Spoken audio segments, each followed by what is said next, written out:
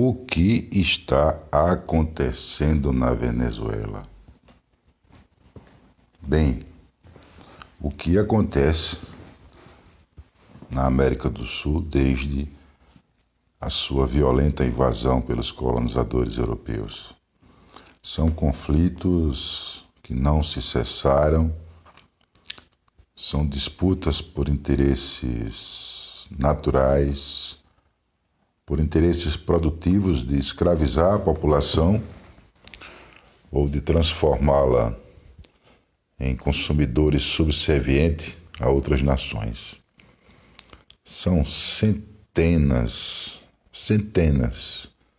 de batalhas registradas nos 500 anos da colonização europeia no continente sul-americano. Centenas. E apenas uma dedicação na história, uma busca nos documentos que nos chegam, poderá nos situar em relação à verdade do que ocorre hoje na Venezuela. É lamentável, mas mais que lamentável, é um absurdo que haja pessoas que não se esforcem em conhecer um pouco mais de detalhes do que realmente ocorre e que se paute por um noticiário televisivo de 30, de 15 segundos. Ademais, noticiários tendenciosos. As pessoas não vão aprender, não, porque a mídia internacional, uma mídia que é consorciada com alto capital, há alguns anos atrás, propagou por todo o mundo que havia, lá no Oriente Médio, uma criatura nefasta, perigosa, o capeta em pessoa, mandado pelo próprio demo no mundo, que estava destruindo o seu país. O nome dele? Gaddafi. E que o povo sofria deveras, sofria horrores e que era preciso uma intervenção para que libertasse aquele povo. Aí a gente vê, depois da morte de Gaddafi, que não era lá nenhuma pessoa de bons dotes caridosos, muito duro dentro do governo, como é que estava o país dele, a Líbia, e como está agora. Do mesmo modo com o outro Saddam Hussein, que era um ditador cruel, mas que tinha uma economia, o seu país, o Iraque, ao menos que dava uma perspectiva para as pessoas. E que não havia nenhum tipo de arma química, assim como foi apregoado, e que a mídia propagou e que fez as pessoas irem dormir com medo de um Gaddafi que estava lá na Conchichina ou de um Saddam Hussein lá na Caixa-Prego, né? A mídia internacional fazendo o bode expiatório da vez. Tentaram fazer com o baixinho lá do Irã, acho que o nome dele é Armaginé. Não, esse é o de cá. Esse é o de cá da Síria, que está resistindo. Já não estou falando mais daquele grandão lá da Síria. Sei lá o nome dele. Mas o do Irã, o baixinho do Irã, briguento, estava com tudo para invadir lá. E ele simplesmente resistiu. E agora a bola da vez aí caiu pro triste do Maduro, tá com essa bomba aí de enfrentar não somente os Estados Unidos, mas uma máquina de guerra internacional e uma máquina de guerra que ela não é mais hoje em dia somente por pólvora, por mísseis, né, mas por mídia, por manchete de jornal. Eu me lembro que na guerra do Iraque perdi noite de sono assistindo pela televisão ao vivo, foi transmitido ao vivo. A primeira guerra do Iraque, os mísseis, chamado Tomahawk, mas nunca esqueça esse nome. Cada míssil custava $1 milhão. 1 milhão. Eles lançaram mais de 1.000 mísseis. Como é que você quer salvar o país de uma desgraça e lança mais de 1.000 mísseis de $1 milhão? Né? Tem países ali do Oriente que até hoje são milhares e milhares de bombas que não foram ativadas, que tem equipes que buscam desarmar as bombas, minas, quilômetros e quilômetros de terras com minas postas, né? Então, uma coisa lamentável que são as guerras e que estimulá-las é algo muito cruel e que no Brasil muita gente tem estimulado e tem vibrado com isso. São pessoas que, além de maldade, têm uma patologia, né? De achar que pelas guerras que se conquista o bom termo, mas por certo é pelos conflitos fazendo mal e pelas guerras fazendo o sofrimento prevalecer que eles se sentem bem. São os sádicos, né? Pois bem, o que é que essa criaturinha, guidão de bicicleta, tinha de fazer essa confusão toda lá? Né? O que é que esse guidão tinha que fazer essa confusão toda, se juntar com os milicos, tá certo? Para tentar dar um golpe lá e promover a maior baderna e morrer gente na Venezuela, que foi o que aconteceu hoje. Que porcaria é essa? Por que essa criatura não espera as eleições? Né? Por que ele não questiona o bloqueio norte-americano aos venezuelanos? Qual é a palavra desse cara para com o petróleo venezuelano? Porque eu só vejo o povo de Maduro dizer que o petróleo não vai ser entregue às multinacionais, que o petróleo é nacional. O que é que esse guidão diz? Um carinha que perdeu as eleições, um burguesinho de bosta, né? Que é aliado dos setores oligarcos de direita, gente que nada em dinheiro e que para eles o Estado só serve para, sei lá, fazer algum tipo de ação repressora para o povo. Somente isso que eles querem o Estado, para ganharem mais e mais dinheiro. Assim como no Brasil também. A extrema-direita, os grandes capitalistas, grandes empresários e latifundiários só querem o Estado para reprimir o povo. Porque o povo sofre com fome, com desemprego, com falta de escola, com falta de atendimento médico, está revoltado e eles querem o Estado para isso. Para alienar, para reprimir, para deixar o povo afastado da boa vida que eles têm e que têm herdado de várias gerações, desde o tempo das colonizações. Mas são centenas de revoltas. No Brasil são muitas, são dezenas e dezenas. Ou seja, não tem nada de novo nisso aí, não é novidade nenhuma. É o velho combate de um povo excluído que começou a levar a pólvora dos primeiros colonizadores na cara contra a flechada. Alguns foram inocentes cumprimentar aquele povo que chegava de navio, né?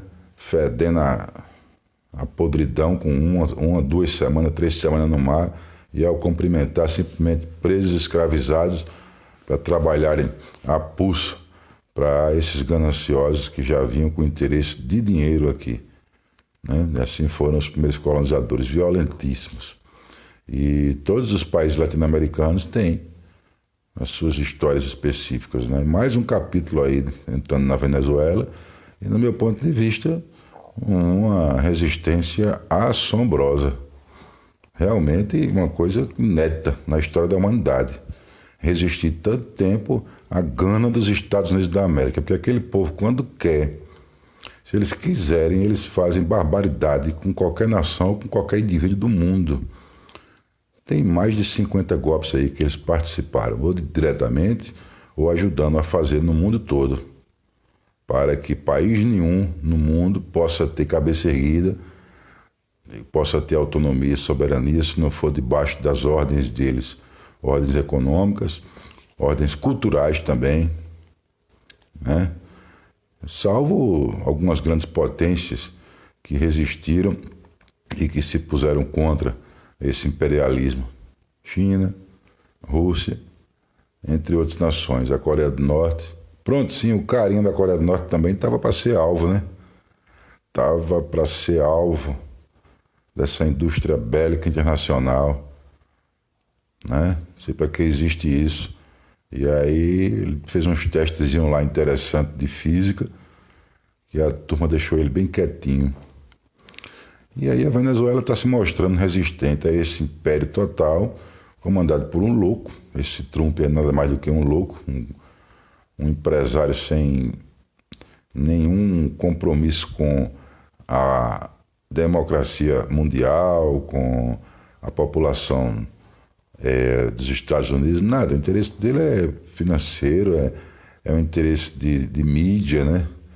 De exposição. Parece que ele foi um apresentador de programa televisivo nos Estados Unidos, é um palhaço, um imbecil. Lá nos Estados Unidos é visto como um imbecil por muita gente. Pois bem, e Venezuela aí com Maduro resistindo. E por que as pessoas no Brasil não pesquisam, né? Não pesquisam um pouco mais sobre o que aconteceu recentemente, o que aconteceu no passado e o que está acontecendo agora.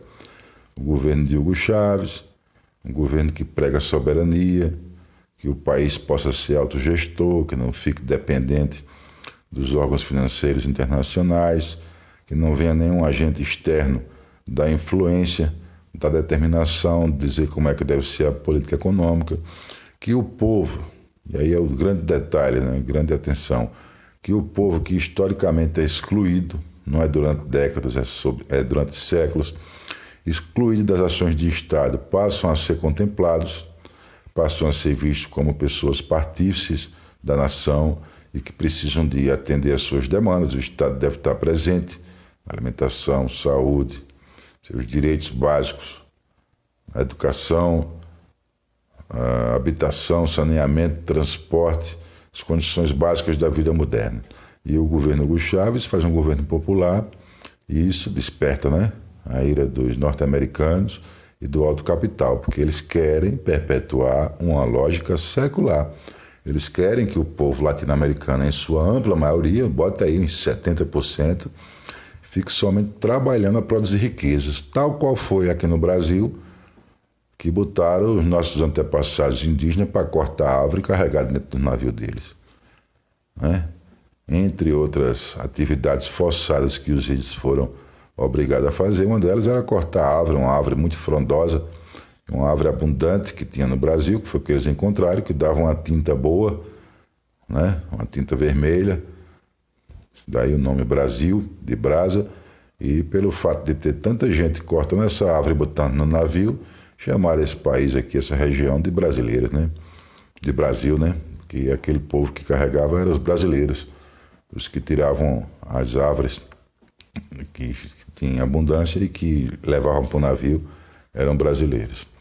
Pois bem, eles querem isso, eles querem o povão escravizados para eles, né? A grande elite mundial consideram a América do Sul um campo marginal do planeta, marginal no sentido não de periculosidade, mas também periculosidade, mas no sentido de não ter poder decisório nenhum sobre as políticas econômicas mundiais, as políticas culturais e de todas as outras que possa se pensar, né? E daí que eles nos querem escravizados. Quando tem um país que apresenta uma soberania, eles vão lá e derrubam. Fizeram isso no Brasil. A nossa elite aqui é entreguista, covarde, adora a Disney, adora os Estados Unidos, aí não vai contra os Estados Unidos, né? Então aceitou logo, né? O pessoal do Ministério Público, doutor Moro, doutor Dallagnol, esse pessoal tudo é fã dos Estados Unidos, foram treinados lá por um tempo, políticos, grandes empresários, a mídia não se fala. A mídia brasileira é quase que 100% norte-americana. Eles que fundaram aqui, os Estados Unidos, que fundaram essa rede de mídia, que é o grande poder que eles têm no Brasil.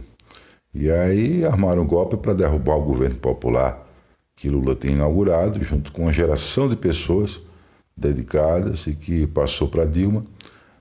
E também fizeram um golpe na Argentina, uma mudança de rumo na Argentina, onde lá também o povo estava sendo contemplado, e fizeram isso no Paraguai, e fizeram isso, estão tentando fazer na Bolívia, estão tentando fazer em outros locais. E a Venezuela aí eles enfrentaram um brigão, um povo brigão que dizia, epa, aqui é diferente, aqui nem é assim não, aqui a gente não tem problema de lavar o sangue de chão para defender a nossa pátria que a gente herdou dos nossos antepassados. E a Venezuela tem resistido ao golpe norte-americano através desse palhaço guidão de bicicleta que está lá, um burguesinho, um patricinho, uma criatura sem compromisso com o povo nem compromisso com a Venezuela. Pois bem, força para que eles estão resistindo, lá. Realmente, eu pessoalmente não sei se houvesse uma situação dessa no Brasil, de que lado estaria, se iria para o combate para defender o Brasil, ou se entregava, né? Ou se me rendia, né? Mas no Brasil A covardia foi muito maior. Antes de qualquer anunciado de combate, foi entregue tudo. Entregaram pré-sal, entregaram base militar, estão entregando a Amazônia. Tudo, tudo, tudo. Porque nós não temos nenhuma elite, nenhuma classe média alta comprometida com o país. Eles têm vergonha do Brasil, têm nojo do Brasil, têm raiva de ter nascido no Brasil, essa é a verdade. Bolsonaro, Moro, Dallagnol, quem mais?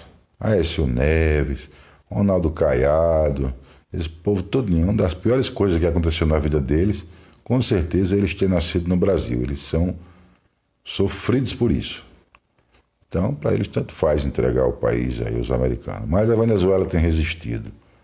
Eu não acompanho como novela esse episódio, essa situação, porque tem uma carga emotiva muito forte e ficar de espectador, né, torcendo para um lado, é também alimentar o conflito. Quero que prevaleça os princípios de justiça, de soberania, que se respeite a democracia venezuelana, que é uma das eleições mais seguras do mundo. Isso é comprovado. E que esses golpistas aí safados, esse burguês mal criado, vão tudo-se embora lá, passam uns 10 anos fora da Venezuela, fazendo não sei o que mundo afora, mas deixa o povo lá em paz, né? E que esses americanos tomem vergonha na cara, parem com isso, já estão com 50 anos, destruindo nações, tá certo? E a observação que deixo nesse registro aqui, é um registro pessoal, aproveitando esse meio aqui de comunicação, é um registro aqui, o brasileiro toma vergonha na cara, deixa de ser imbecil. Que povo imbecil, fica fazendo um posicionamento veemente, né? Só por causa de um noticiário de 30 segundos, né? De uma coisa feita sensacionalista. Eu pesquiso, eu estudo muito. Vai ver quem foi um Abreu Lima. Eu não admito que uma pessoa em Pernambuco, eu não admito que uma pessoa em Pernambuco possa falar da Venezuela, dizer que Maduro tem que cair, porque é um ditador, não sei o quê, bolivariano, não sei o que, absurdo, e não falar de um Abreu Lima, que é um pernambucano que lutou na Venezuela, por exemplo, né? Não conhece nada, não reconhece que os Estados Unidos são golpistas no mundo todo.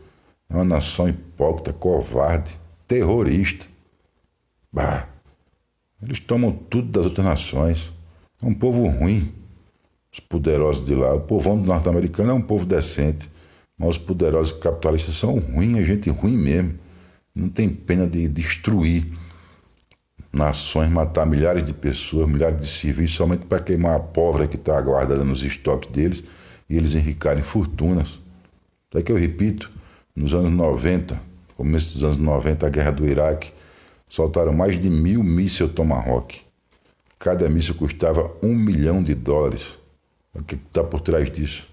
Eles fazem guerra na África, na Ásia, para vender armamento, né? Para vender mísseis, queimar a pólvora. Então, são os cruéis, um povo cruéis. Então é isso que está por trás do interesse da Venezuela. Nada de buscar favorecer o povo venezuelano, porque quem está defendendo o povo é Maduro. Assim como na Síria, quem defende o povo da Síria é aquele grandão lá, que é filho de um cara que foi ditador, presidente, Bashar al-Assad, é quem defende o povo. Assim como também no Irã, o baixo invocado foi quem defendeu o povo. Bom, meus cumprimentos admiráveis, aqui em mais modo de desabafo e de registro, né? Meus cumprimentos admiráveis ao corpo militar venezuelano, ao senhor Nicolás Maduro, que já está na história da América Latina como um dos maiores resistentes que esse continente teve. Impressionante, inclusive, porque estava se questionando que ele não ia conseguir dar continuidade ao legado de Hugo Chávez, que era uma pessoa muito carismática, né? Que a população tinha muita confiança, muito apego, né? Muita esperança em Chávez manter a Venezuela na mão dos venezuelanos. E Nicolás Maduro, depois de hoje, está consagrado como um presidente de coragem, firme, né? Coisa que o nosso Brasil, infelizmente, tá carente de ter, né? E quem tem, o que tem, está detido politicamente, é um preso político. Por fim, acompanhamos aí com esperança que esses conflitos cessem, sentem-se à mesa e discutam mesmo em tom exaltado, né, à mesa do parlamento, e discutam os rumos da nação venezuelana.